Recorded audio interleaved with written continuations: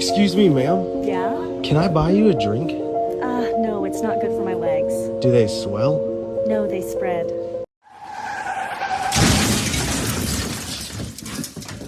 It's something else that's gonna be swelling. I have a question for the men. What the f do you want? Boobies. Your hair looks really soft. Can I touch it? Yeah.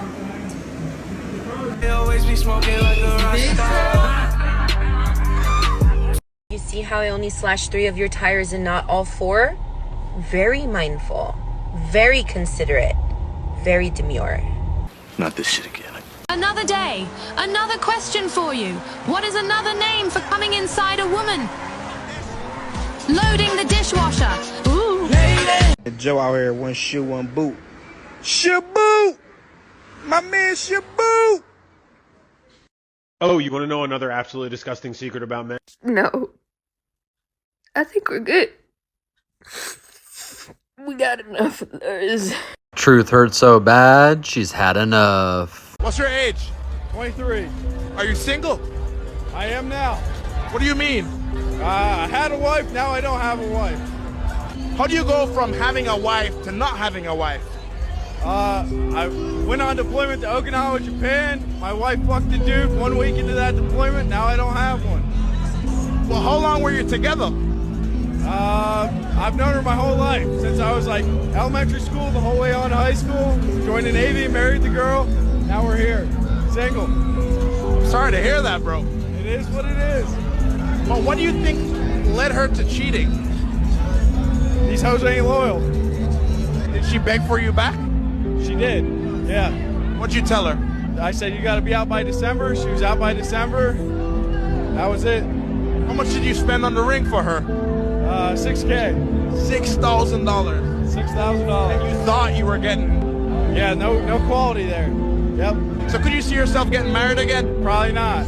These girls now don't tell the truth about nothing. Just do your thing, get what you want, and go. That's the Smackn The Wall warning for 2024. Never get married under any circumstances for any reason. You don't have to have that contract between you, your girl, and the government. The chances she's going sideways on you is better than 50%.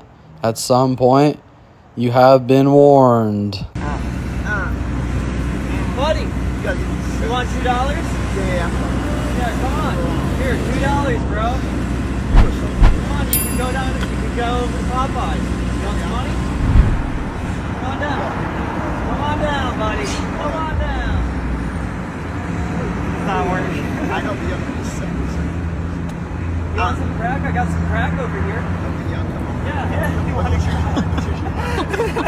Come on, let's go get some crack, buddy. You're holding up 2 trains. I got my food stamps. Baby. My food stamps are on my card. I'm excited. Oh, yeah. Oh, whoa, watch out. Watch out.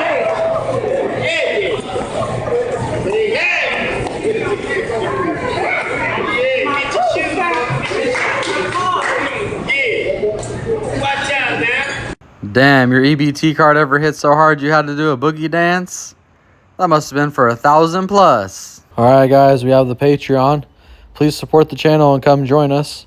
I post different links about books, about mindset and business and educational things that are helpful. We also have a chat. If you want to get a hold of me, you have to be a paid Patreon member. In addition to that, we also have the mug store, and all the mugs in the mug store have free shipping right now, except for the black ones, because for some reason they're really expensive. And we also have the merch store, so if any of that sounds of interest, please check it out and give us some support if you would. All the links are in the description.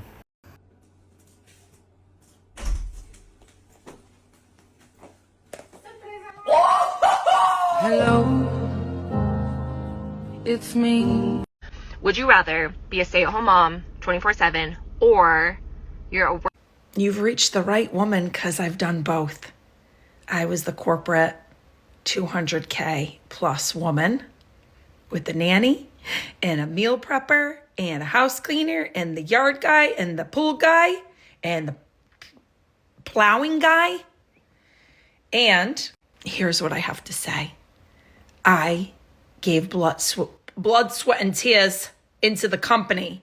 And I thought I was irreplaceable. You must not know about me. But turns out after my second child, who was delivered with his twin, who was a stillborn, turns out after that maternity leave, I realized that I was very much replaceable. So all that money and the blood, sweat, and tears that I put into work cannot compare to the blood, sweat, and tears that you get to put into your own kids, into your own home, into building your own world as a stay-at-home mom and as a small business owner. Was working full-time, making the money and paying people to do stuff easier? Fuck yes. But am I more gratified as well as more challenged and feel like when I'm older and my kids are... I'm fucking bored and my partner's in the next room. Whatever will I do? I've got it. I'll reach for a brand new can of Cause Problem. The same great formula you've always loved, but now in a can.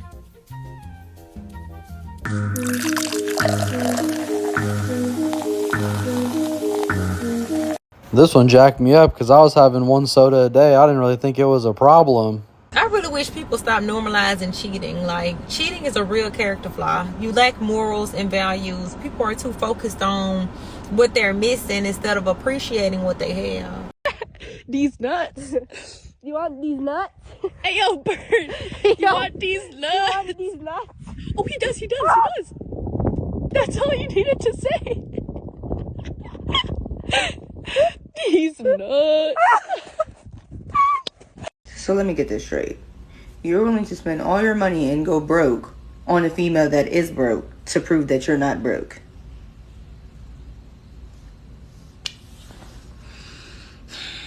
You see where we're having a fucking disconnect? That's the game these days. 5-way competition on who's gonna pay this ratchet's bills. Crazy one-night stands. Honestly, bro, I fucked this dude. What? But it ended up being a girl. So at the end of the day, I wasn't really tripping. You feel me? What the hell does that even mean?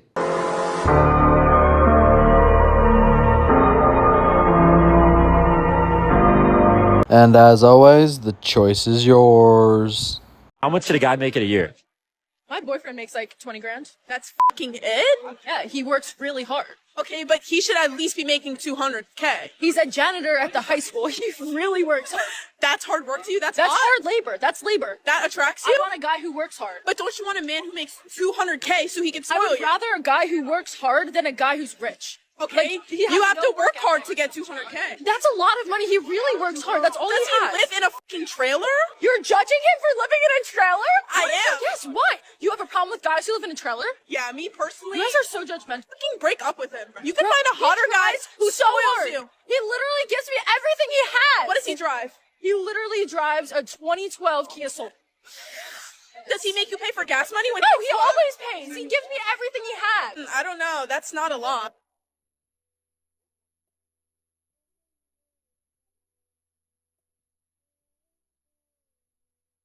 Damn, it makes you question when the guys say that they shouldn't have any girlfriends at all, you know?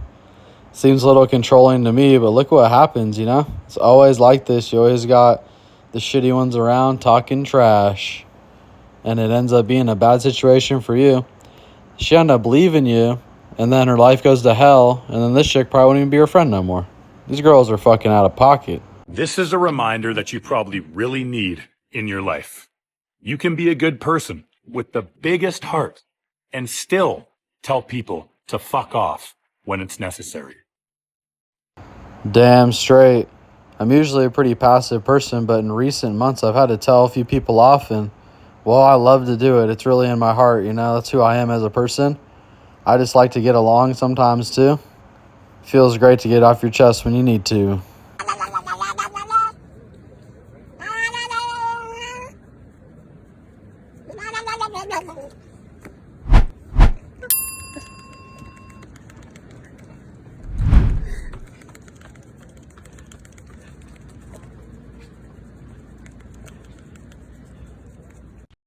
So he came home and he was like, you know, babe, I lost my job. I'm like, all right, cool. So a month later, like the bills, it was time for the bills or whatever, you know, and I'm like, you know, the bills due, babe, or whatever.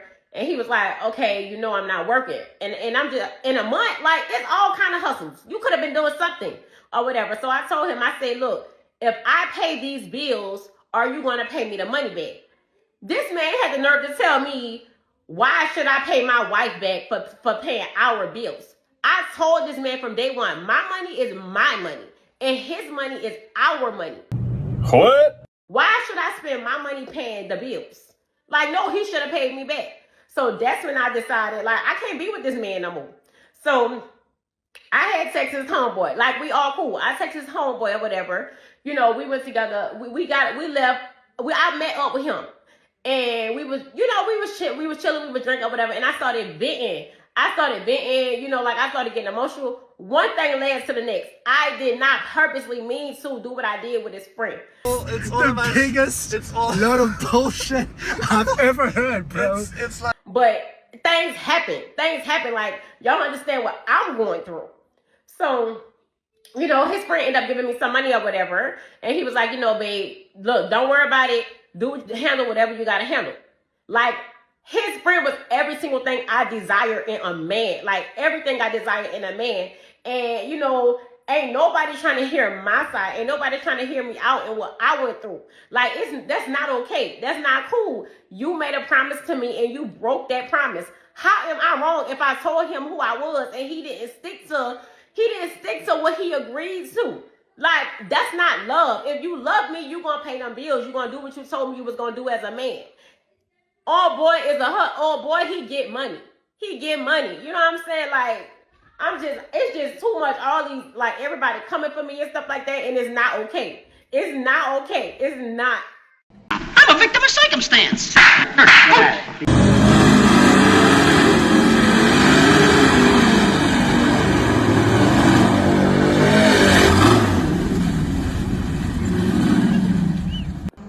All right, y'all. Let's see what I got for you today. So I've shared my other business with you, the wood business and stuff like that. So here's some more of the snake business. And well, I'm well into breeding season now, and I've had some really awesome animals. Check some of these guys out. They're banana piebalds. There's different clown combinations in there. And then what's crazy is I hit a world's first. I'm pretty sure. I'm just waiting for genetic testing to come back still. But this one right here, that thing I think is a super leopard pastel desert ghost piebald that's possible yellow belly, and he's gone in for genetic testing. I sent his skin in. That's pretty awesome for me, you know. It's always been a goal for me to hit a world's first, and the chances are high that I have. These right here are different banana clown combinations.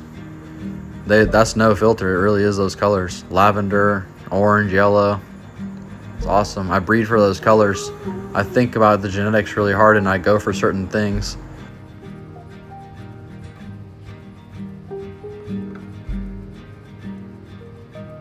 These are different pastel clown combos. That's a pastel clown.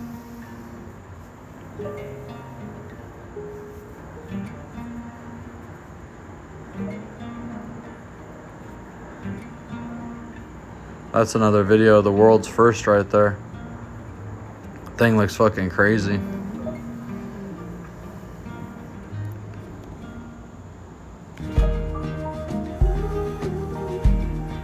This thing's is also probably very expensive. The other snake, the world's first, I'm gonna put it on the internet for $21,000, and I hope that I get 11 grand for it. So that's the business there. This is a banana piebald. They look really awesome when they're babies. And then in the next picture, I have an adult, because sometimes people wonder, like, what do they look like when they get older? So here's a picture of what one looks like when it's older and it's full grown. It's actually the parent. This is the mom of the baby that I just showed you. And we call those ones banana piebalds. They sell for like $300-400 bucks each. I had like 8 of them or more from one animal. It's like Pokemon or something, you know? Never really been into that, but it's just like crazy that I have these genetic thoughts, and then I put it together and I hatch these crazy looking animals that are just, to me, honestly, really beautiful. And, you know, to be in a position where I made a world's first, where the genetics have never been crossed in the world, is well, that's an amazing feeling to have too. So there's a lot of rewards to it. There's ups and downs. Sometimes animals die. Shit happens, but at the end of the day, I think I made a pretty good investment. It takes me about 3 hours a week to take care of all the animals, and I make 6 figures no matter what. I actually take a picture of my breeding plan for this year and my one for last year because I write it down on paper. So here it is right here, and you can see that if this goes right, I'm gonna make $281,000.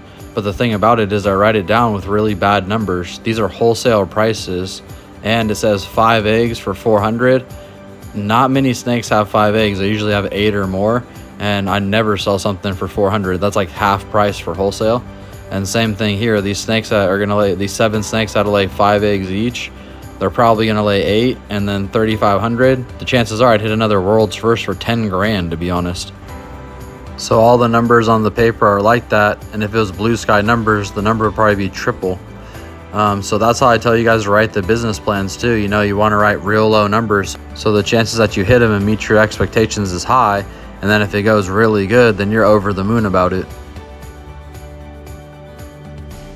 Yeah, I mean, there's like several different ways you get to 6 figures. So sometimes it's a low number or high number, but if you have you know, about 80 or 100 animals, you're gonna hit it no matter what. So I wouldn't recommend it for everyone. I took into care of animals my whole life, and there's a lot to it. So I'm not saying get into it necessarily, but I really enjoy it personally, and there's a lot of enjoyment and rewards that come out of it for me. All right, guys, I always appreciate y'all tuning in. Please like, share, and subscribe, and we're gonna see you on the next one.